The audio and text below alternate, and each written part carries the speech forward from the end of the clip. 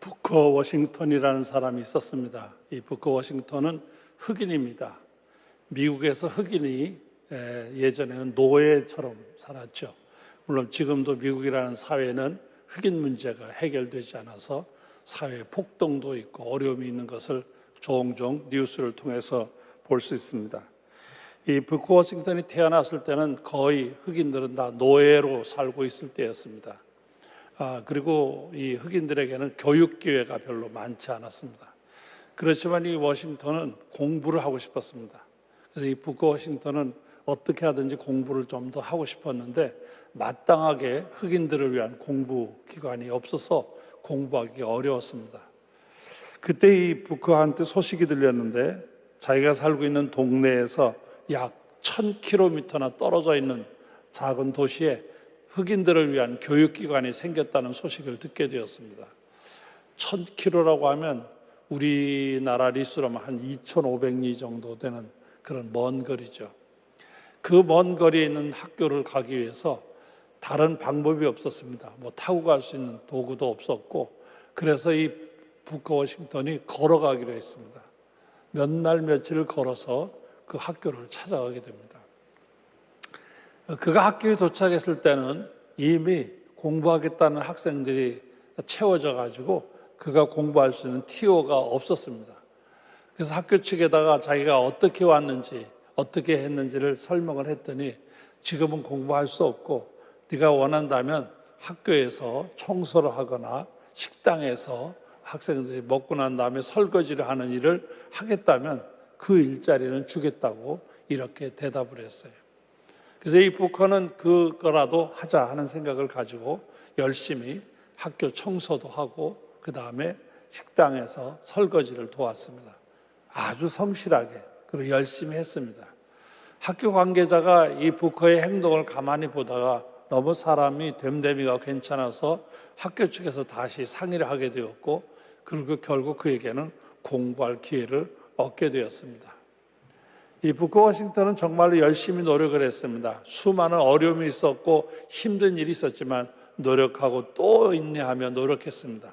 마침내 그는 터스키즈라고 하는 대학교의 총장까지 되는 일이 됐습니다. 당시로서는 흑인이 대학의 총장이 된다는 것은 거의 불가능한 일입니다.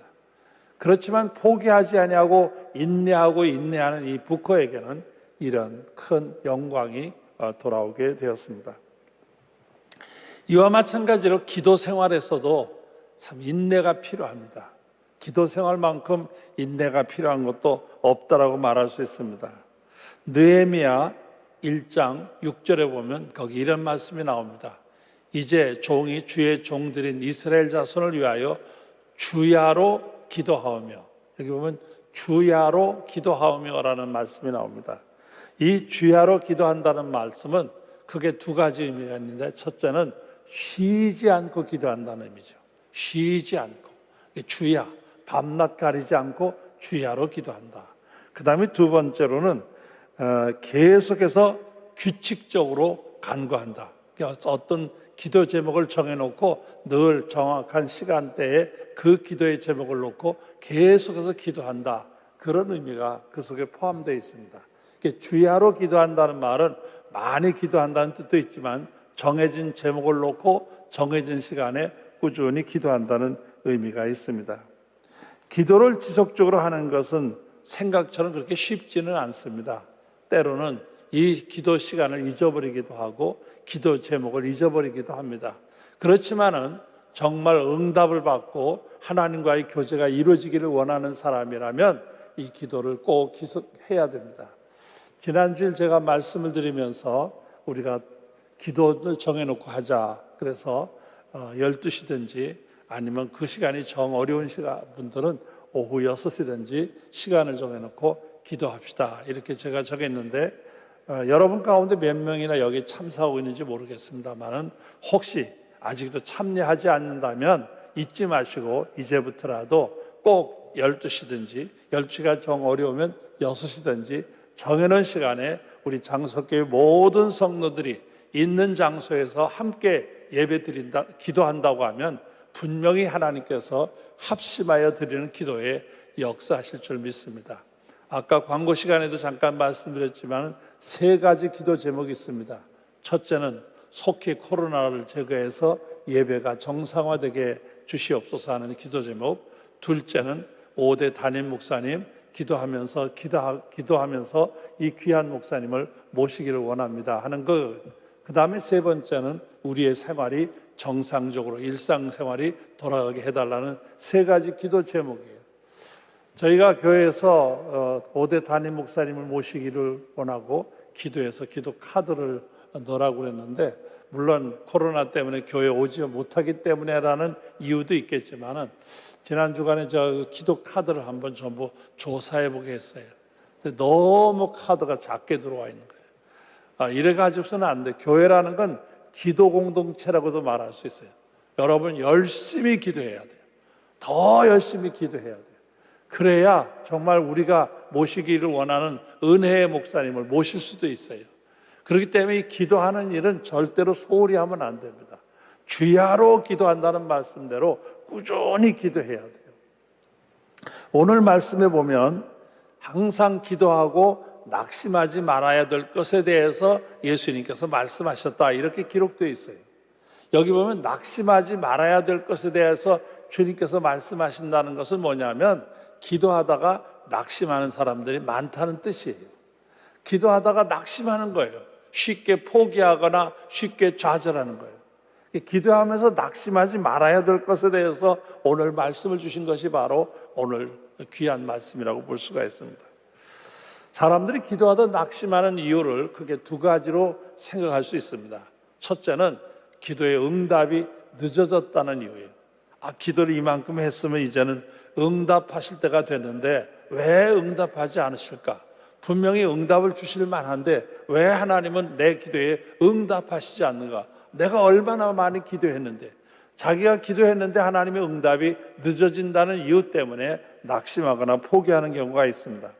그러나 중요한 것은 하나님이 정하신 때가 가장 정확한 때요, 하나님의 응답이 가장 정확한 응답이라는 사실을 기억해야 합니다. 성경 말씀 히브리서 4장 16절에 보면, 그러므로 우리는 긍휼하심을 받고 때를 따라 돕는 은혜를 얻기 위하여 은혜의 보좌 앞에 담대히 나아갈 것이니라. 여기 보면 뭐라고 되어 있냐면, 우리 하나님은 때를 따라 돕는 은혜의 하나님이에요. 정확한 때에 정확한 방법으로 정확하게 응답하시는 하나님이 계시다는 걸 믿어야 돼요. 내가 원하는 때가 정확한 때가 아니라 하나님이 이루어주시는 때가 정확한 때라는 걸 기억해야 됩니다. 2번째로 사람들이 기도하다 포기하거나 낙심하는 이유가 뭐냐면, 내가 원하는 대로 되지 않기 때문에, 나는 이걸 원했는데 그게 안 되고 엉뚱하게 다르게 되는 거예요. 나는 동쪽을 원했는데 하나님은 서쪽을 향하게 하시는 거예요. 그러면 사람들은 왜 내가 원하는 대로 안 됐느냐고 낙심하게 되는 경우가 많이 있습니다. 예수님께서 겟세마네 동산에서 기도하신 그 기도의 내용을 보면, 십자가의 잔이 너무 어려우니까 아버지여 이 잔을 내게서 면케하여 주시옵소서, 이렇게 기도하시는 걸 볼 수가 있어요. 그런데 이 예수님이 기도의 말미에 보면 뭐라고 되어 있냐면, 그러나 내 뜻대로 마옵시고 아버지의 뜻대로 하옵소서. 가장 중요한 것은 우리의 기도에도 마찬가지예요. 내가 원하는 대로 되어야 응답이 아니에요. 하나님이 원하는 대로 내 삶에 이루어질 때 그것이 참다운 응답이 된다는 걸 기억하셔야 됩니다. 많은 분들은 내가 원하는 대로 돼야 된다 이렇게 생각을 해요. 그죠? 그게 아니에요. 하나님이 원하시는 대로 되는 것, 이것이 올바른 것입니다. 그래서 사실 기도는 하나님의 뜻이 자신의 삶에 이루어지기를 원하는 데서 올바른 기도 생활이 이루어진다고 볼 수가 있습니다. 예수님이 들려주신 씨 뿌리는 비유를 보면 씨가 떨어졌는데 30배, 60배, 100배의 열매를 얻게 되었다, 이렇게 말씀하시면서 그 100배의 열매를 얻은 결실에 대해서 누가복음 8장 15절에 보면 이런 말씀이 있습니다. 좋은 땅에 있다는 것은 착하고 좋은 마음으로 말씀을 듣고 지키어 인내로 결실하는 자리라. 여기 인내로 결실한다. 인내가 있어야 결실되는 거예요. 그냥 결실되는 게 아니라 인내가 있어야 결실된다. 이렇게 말씀하고 있습니다. 또 마태복음 24장 13절에 보면 그러나 끝까지 견디는 자는 구원을 얻으리라. 끝까지. 이게 끝까지 이겨내야 돼요. 이 끝까지 견뎌야 된다. 더 강조해서 히브리서에 가보면 히브리서 10장 36절에 보면은 너희가 인내가 필요하면 너희가 하나님의 뜻을 행한 후에 약속하신 것을 받기 위함이라. 여기는 인내가 필요하다라고 강조하시는 거예요. 기도 생활, 신앙 생활에는 인내가 절대적으로 필요합니다. 어떤 의미에서 기도, 신앙 생활에서 인내가 빠지게 되면 우리의 신앙은 죽는다고 볼 수도 있습니다. 오늘 주님께서 들려주신 말씀의 내용은 여러분이 잘 압니다. 여기 이제 두 사람이 등장을 하게 되고 그 둘의 관계가 어떻게 되어지는지를 보여주는 말씀인데, 여기 보면 두 사람이 등장하는데 하나는 불의한 재판관이고 하나는 과부라고 되어 있습니다. 이 불의한 재판관에 대해서 예수님이 그가 어떤 사람이냐를 두 마디로 설명하시는 거예요. 하나님을 두려워하지 않는 사람, 그리고 사람을 무시하는 사람. 여기 딱 이 재판관이 어떤 사람이냐? 하나님을 두려워하지 않고 사람을 무시하는 사람이라 이렇게 되어 있어요. 구약 성경이나 이스라엘 지혜서라고는 탈무드에 보면 거기에 보면 물론 사람이 무시하는 사람, 그 다음에 돈을 좋아하는 사람, 그래서 돈 받고 재판을 어그러지게 하는 이런 사람을 불의한 재판관이라고 설명을 해요. 그런데 주님이 주신 말씀에는 하나님을 두려워하지 않는다. 얼마나 이 사람이 오만하고 잘못되었는지를 표현하는 거예요. 하나님을 두려워하지 않고 사람을 무시하는 사람. 이게 이 등장하는 재판관이에요.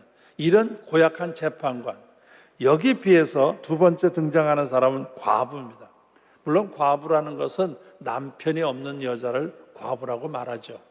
그렇지만 성경에서 과부라는 말은 그냥 남편이 없는 여자라는 의미보다는 힘이 없는 사람, 약자를 의미합니다. 아무도 도와줄 사람도 없고 스스로도 자기 문제를 해결해 나갈 수 없는 사람을 과부라고 그럽니다.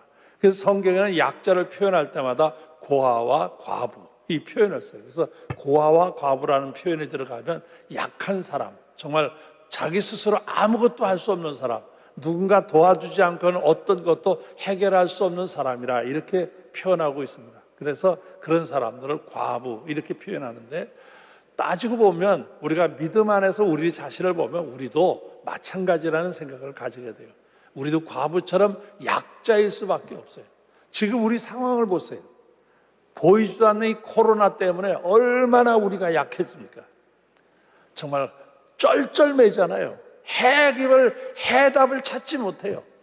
얼마나 약합니까? 어떤 의미에서 신앙의 눈으로 보면 정말 우리 과부와 같은 사람들이라 이렇게 말할 수 있습니다.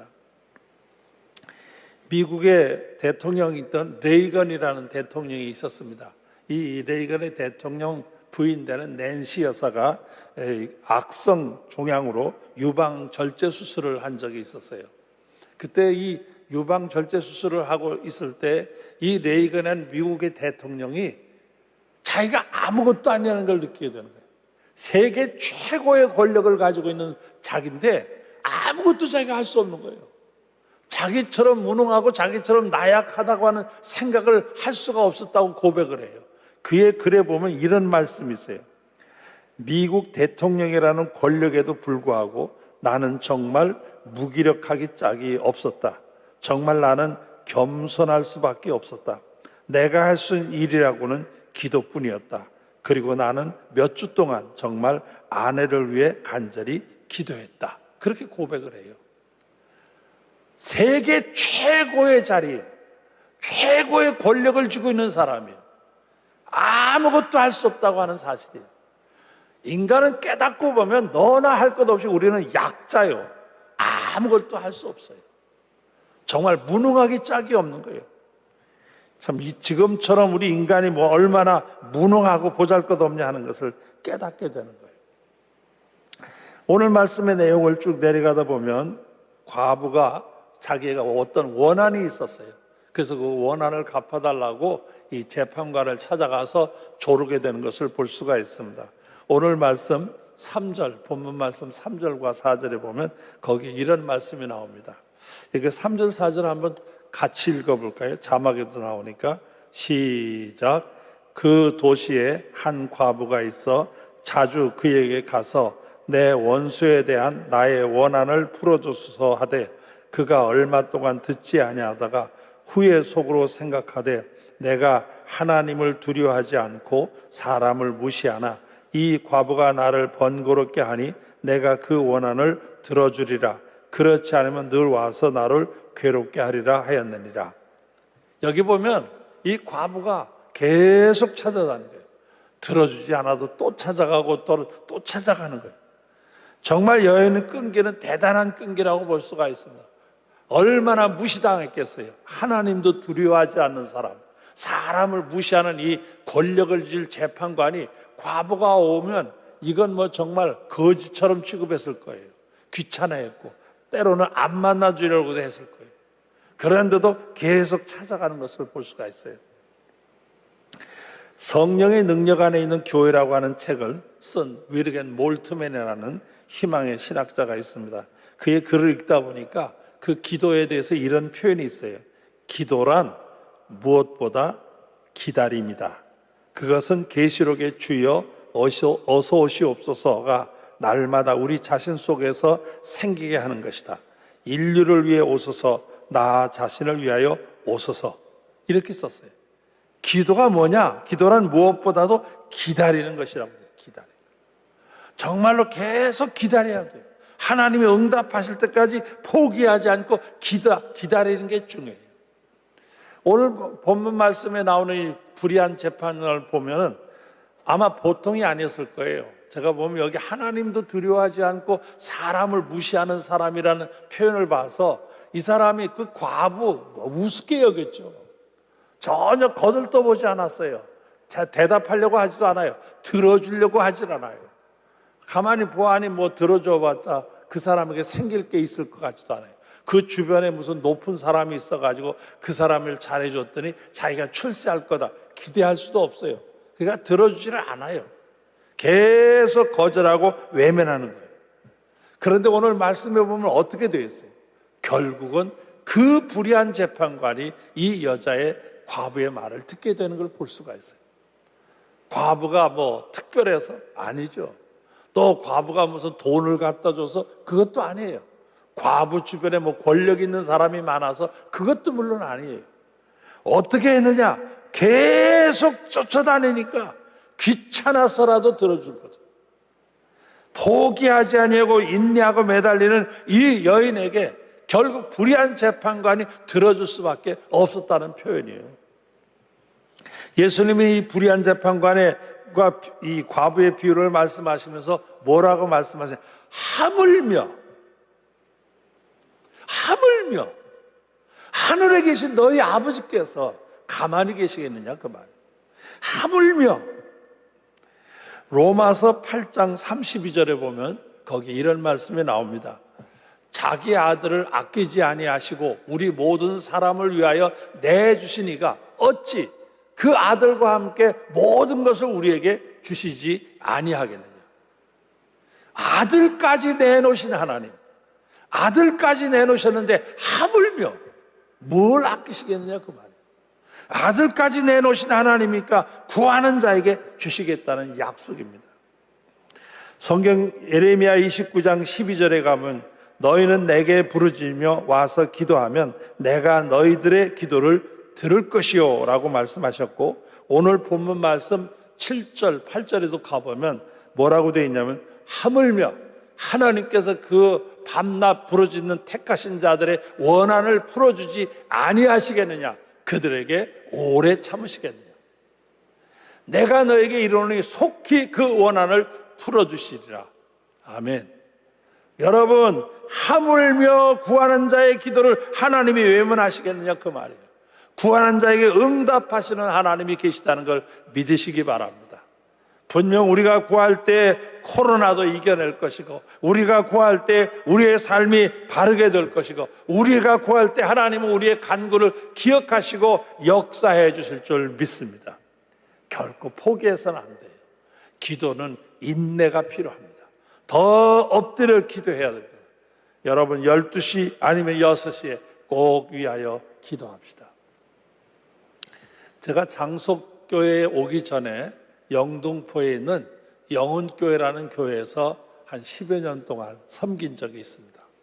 제가 그 교회를 섬길 때 교회가 점점 성장하게 되니까 교회 공간이 좀 좁아지는 것 같아서 그 교회가 앞에 이렇게 교회가 있고 뒤에 공장이 하나 있었어요. 그래서 그 공장까지 땅을 사가지고 이 교회를 확장하고 싶은 마음이 있어서 제가 기도의 제목으로 그 뒷땅을 좀 살 수 있게 해달라 이렇게 기도를 시작을 했습니다. 근데 그 뒷땅 주인이 그 무슨 여호와 증인인가 거기 속한 사람이에요. 그래서 이분이 무슨 생각을 하냐면 절대로 교회는 안 판다는 거예요. 뭐 돈을 줘도 교회는 안 판다는 거예요. 그래서 저는 뭐 그 사람이 팔고 안 팔고 같은 게 중요한 게 아니라 하나님이 역사하시면 된다는 믿음이 있으니까 그냥 그 땅을 달라고 기도하기 시작했습니다. 참 열심히 기도했어요. 어떤 때는 저녁에 자다가도 잠이 안 오고 그 생각이 나면 교회 옆에 바로 붙어 있으니까 그 담벼락에다 손을 얹고 기도했어요. 하나님 이 땅을 주시옵소서. 어떤 때는 또 신방을 나갈 때 일부러 그 땅을 한 바퀴 돌고 갔어요. 왜냐하면 여리고성도 돌다 보면 무너지니까 혹시 그렇게 될까 해서 그 땅을 돌았어요. 그래도 되지 않는 거예요. 어떤 때는 또 기도원에 가서 이 땅 달라고 한 며칠씩 금식 기도도 했어요. 그래도 아무 역사가 일어나지 않는 거예요. 그때 이제 한참 유행하는 노래 가운데 독도는 우리 땅이라는 노래가 한참 나와서 뜰 때였어요. 그래서 제가 뒷땅은 우리 땅이라고 노래를 가사를 바꿔가지고 그렇게 노래를 부르기도 했어요. 그래도 역사가 일어나지 않아요. 그렇게 이제 뭐 한 10여 년이 지나도록 아무런 변화가 일어나지 않고 교회는 어떻게 변화가 필요한데 그러다가 제가 이제 장속교회를 섬기게 됐어요. 장속교회를 섬기고 와서도 제가 그 기도한 게 너무 아까운 거예요.